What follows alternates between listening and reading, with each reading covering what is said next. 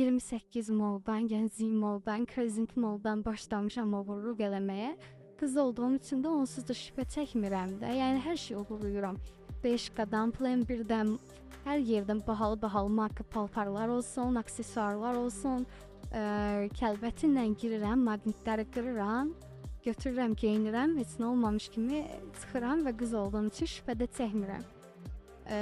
Bu bir müddət belə davam elədi də. Gənclik moldan hardasa bir ay dayanmadan oğurluq elədim. Keçdim 28 mola, 28 moldan keçdim Anaxront Crescent mola. Crescent molumuz arasında çoxlu sarıçkalar, koftalar belə oğurluq elədiyim momentdə mən artıq həmin günü o qədər istifadə edəyəm, o qədər vetsizəm ki, maqnitləri həmişəki kimi gizlətmək yerinə kameranın qabağında atdım paltarın üstünə və çıxdım. Çox rahat şəkildə mən kameraya düşmüşəm və mənə veriblər axtarışa.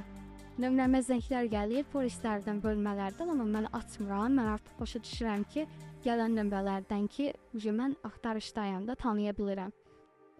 Bir dəfəsində mənə zəng gəldi ki, bəs siz Umikodan bəs kredit qazanmısınız 850 manat, yaşadığınız yerə gətiririk.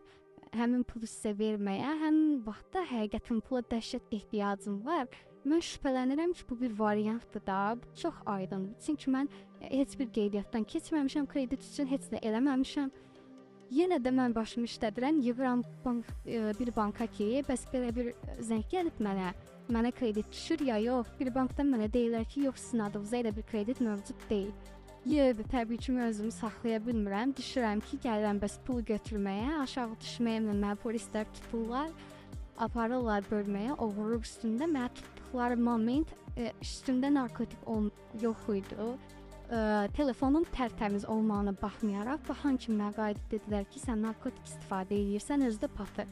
Çünki mən 40 kiloyam, gözlərim bərəliyib, ağappağam, çox pis vəziyyətdəyəm. Çox saylı oğurluqlara görə, hansı ki onların əlində artıq kamera görüntüsü də var idi və bir neçə moldan da oğurluq elədiyimi onlar tapmışdılar.